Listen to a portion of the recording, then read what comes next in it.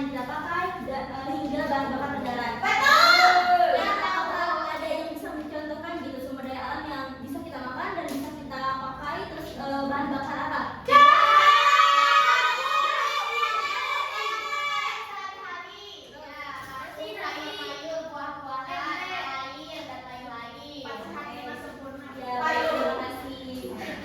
Kalian sudah cukup memahami gitu ya materi terkait sumber daya alam. Nah, mungkin di sini Ibu akan menjelaskan terkait potensi sumber daya alam Indonesia dan klasifikasi sumber daya alamnya.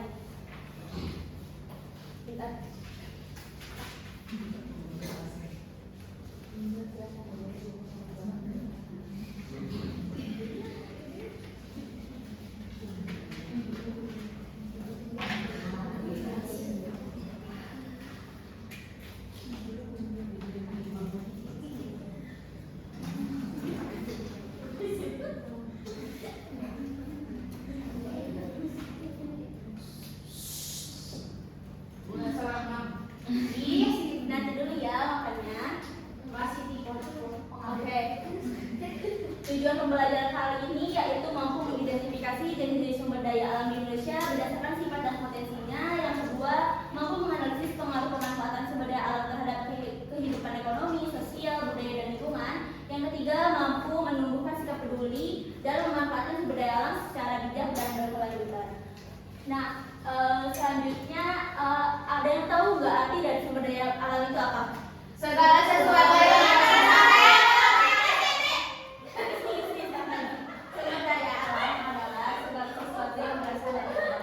Oke, terima kasih.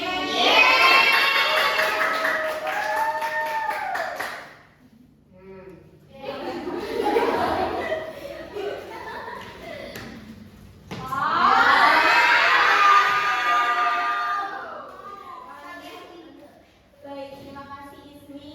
Jadi sumber daya alam ini ada semua potensi alam berupa benda, energi, makhluk hidup yang bisa dimanfaatkan oleh manusia gitu untuk memenuhi kehidupan sehari-hari. Nah, sumber daya alam ini mencakup komponen alam yang tersedia di bumi, baik yang dapat dikembali maupun tidak. Lanjut kepada klasifikasi sumber daya alam, ada 3, yaitu ada jenis, sifat, dan potensi.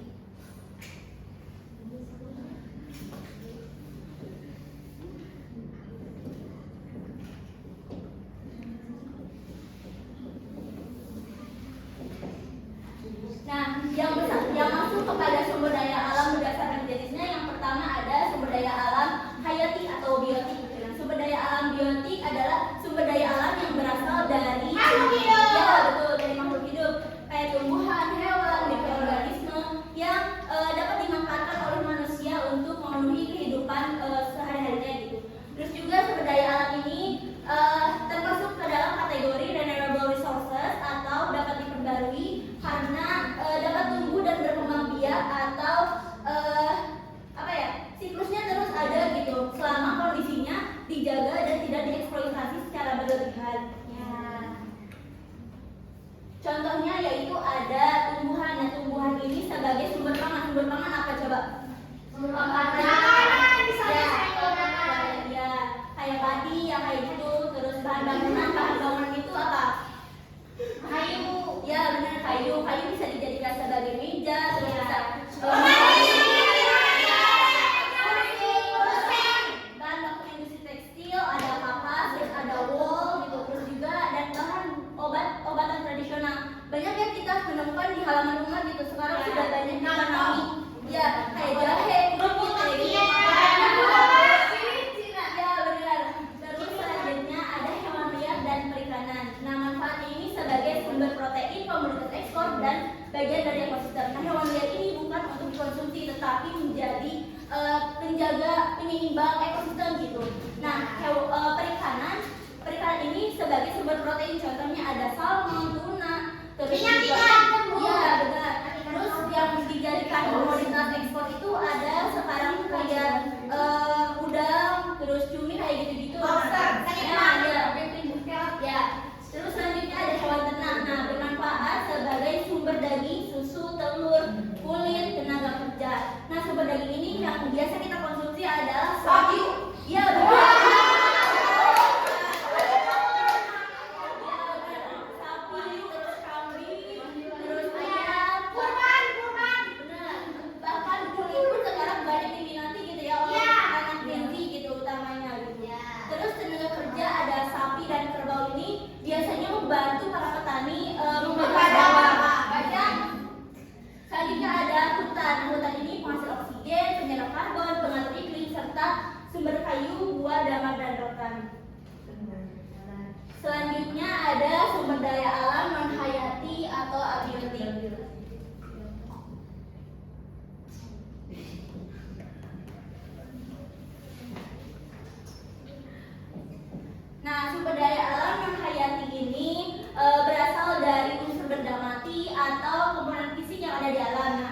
water ini ada yang bisa diperbarui ataupun tidak bisa diperbarui gitu. Tapi keberadaan dari sumber daya alam hayati ini sangat penting bagi kehidupan manusia gitu, karena menjadi sumber energi, bahan baku industri, dan penunjang kehidupan sehari-hari.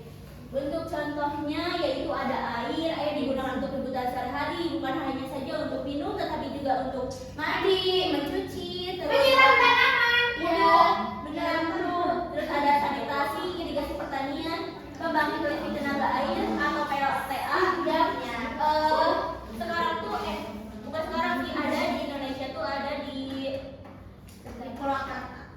Sulawesi Selatan. Ada di Sulawesi Selatan, Sidrap ya, yang memanfaatkan angin menjadi tenaga listrik ya, listrik.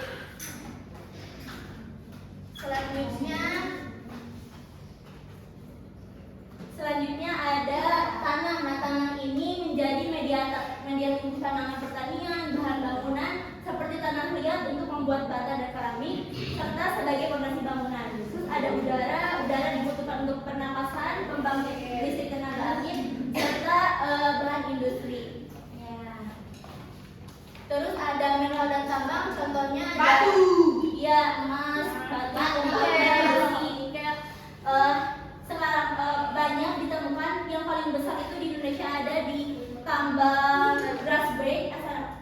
Kalau nggak salah, Grasberg kalau nggak salah itu ada di Papua yang menjadi tambang terbesar di dunia. Wow. Selanjutnya ada sumber daya alam berdasarkan sifatnya. Nah, sumber daya alam berdasarkan sifatnya ini ada dua, yaitu ada renewable resources yang dapat diperbarui dan unrenewable resources. Nah, sumber daya alam yang bisa diperbarui ini bisa digunakan berulang kali karena dapat dipulihkan dan diperbarui. Terus apabila kita tidak mengeksploitasi secara berlebihan gitu, maka ketersediaannya akan tetap terjaga. Bentar.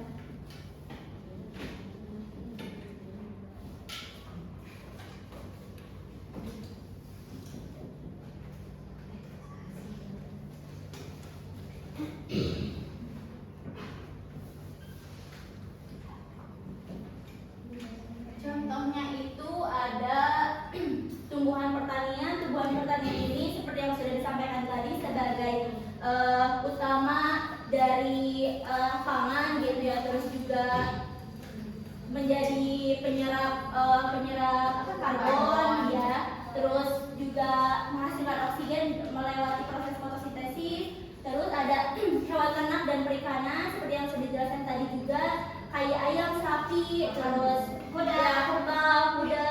Ada energi terbarukan. Nah, energi terbarukan ini seperti PLTA atau pembangkit listrik tenaga air yang memanfaatkan air sebagai tenaga listrik. Terus ada PLTB ataupun tenaga bayu atau angin. Terus ada PLTS, membangkit listrik tenaga surya. Nah, terus ada hutan ini seperti tumbuhan gitu ya, penyerap karbon dan juga menghasilkan oksigen. Terus juga bukan hanya itu saja gitu, tapi juga hutan ini bermanfaat untuk ribuan flora maupun fauna gitu. Terus juga ada air, udara, dan tanah. Selanjutnya ada yang tidak dapat diperbarui atau unrenewable resources. Nah, sumber daya alam yang tidak bisa diperbarui ini dalam membutuhkan waktu yang sangat lama gitu untuk proses pemulihannya kembali gitu. Bahkan membutuhkan waktu jutaan tahun gitu. Wow. Nah, jika habis dieksploitasi, ketersediaannya sangat sulit bahkan mustahil untuk dipulihkan.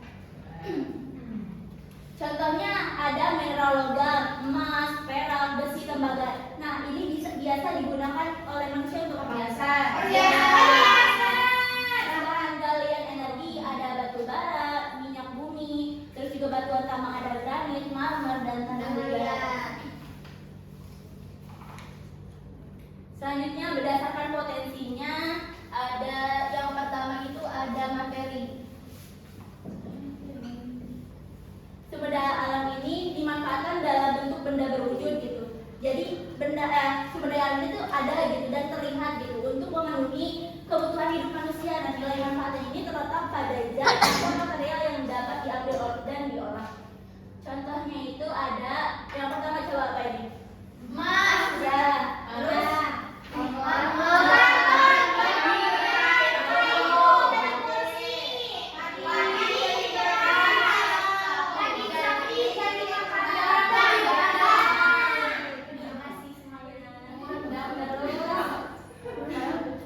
Terus ada sumber daya alam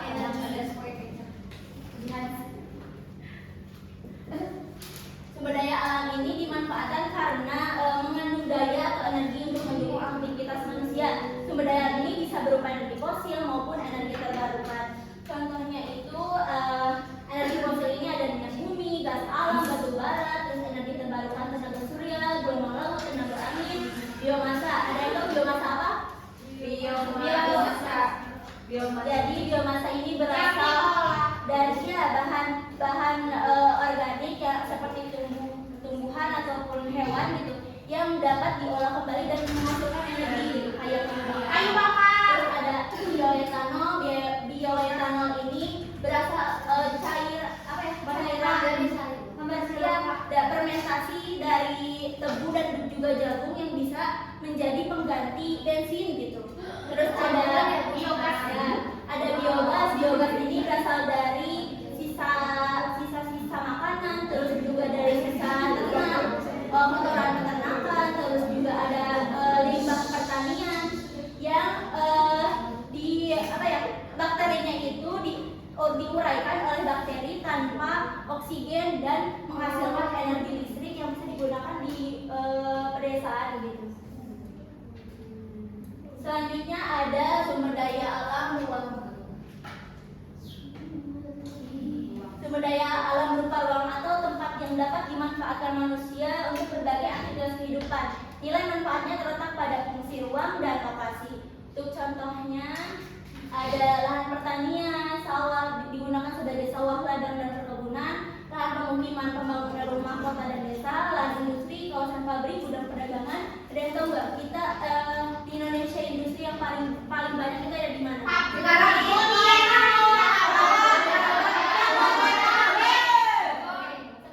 udah sangat banyak itu ya di Indonesia yang dijadikan kawasan lahan industri. Ada ruang wisata, pantai pegunungan danau. Di sini juga ada ya kayak Pangandaran, terus juga pegunungan Garut, ya Galunggung. Terus ada jalur transportasi darat, laut dan udara.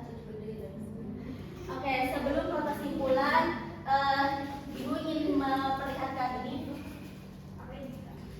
Ini adalah persebaran dari sumber daya alam yang ada di Indonesia. Meskipun sekarang sudah banyak gitu ya, sudah banyak tumbuhan yang bisa ditanam bukan hanya di satu pulau saja gitu, tetapi ini adalah sumber daya alam yang identik gitu di pulau tersebut. Nah, ini ada sawit dari Sumatera. Terus juga ada minyak bumi dari Sumatera juga, merica dari Sumatera. Wow, banyak banget.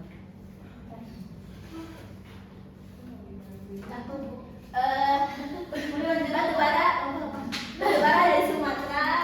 Terus ada timah dari Sumatera juga. Dari Kalimantan ada bauksit. Terus juga ada kayu hutan tropis itu, karena memang di Kalimantan masih banyak hutan gitu ya, jadi banyak menghasilkan kayu. Terus juga ada kayu dari Jawa. Dari mana biasanya? Garut, Bawang. Ada padi, terus ada buah, terus ada batu kapur. Terus ada dari Sulawesi ada karet. Terus ada kakao yang biasa dijadikan coklat, nikel. Terus ada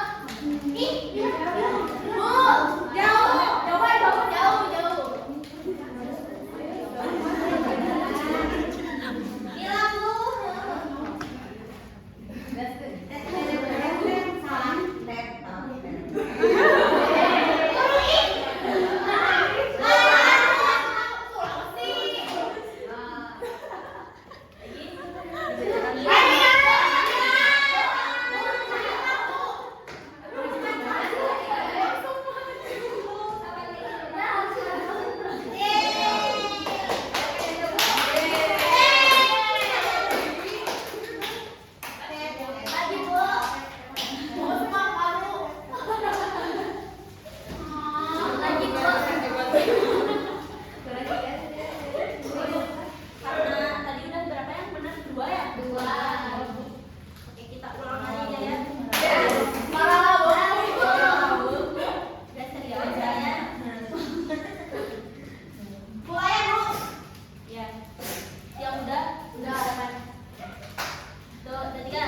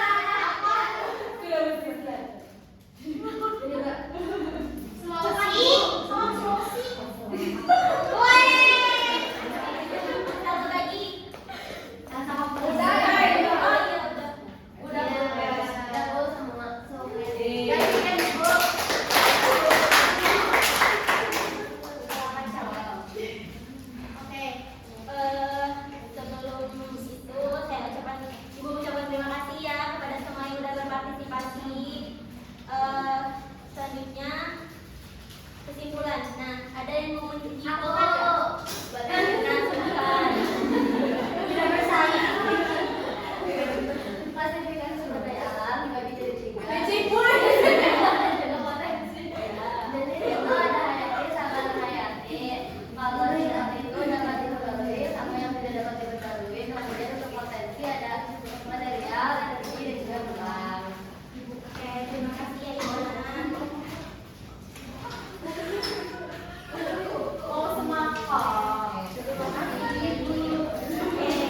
Sebelum ke akhir, karena ada satu hadiah lagi, Ibu akan kasih pertanyaan terkait Elsa. Elsa aktif banget ya.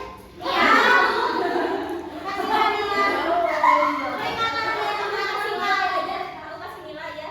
Nilai.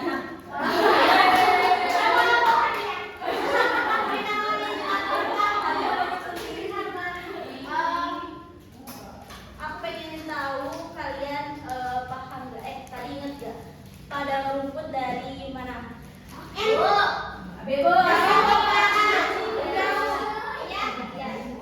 Lagi? Oh udah.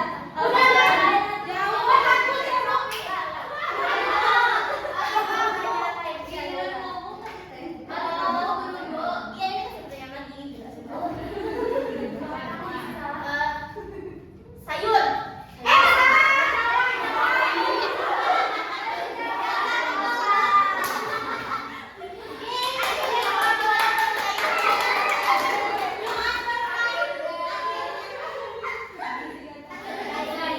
Jadi kesimpulannya adalah